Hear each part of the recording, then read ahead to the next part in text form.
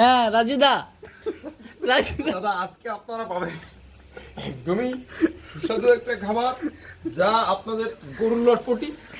তো আজকে মামা দেখিয়ে ওই একজন খাচ্ছে, তার কাছে রিভিউটা শোনেন।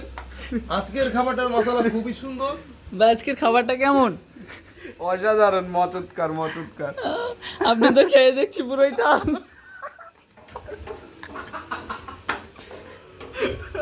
ক্যামেরার সামনে ছেড়ে দেবো ভাই। ক্যামেরা আর ওপেন হয়ে গেছে।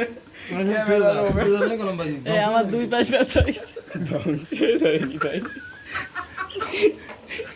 দাদা আজকে চিকেন মশলা আপনি হয়তো আবার ক্ষতি করতে পারবেন, কিন্তু ধ্বংস করা অসম্ভব।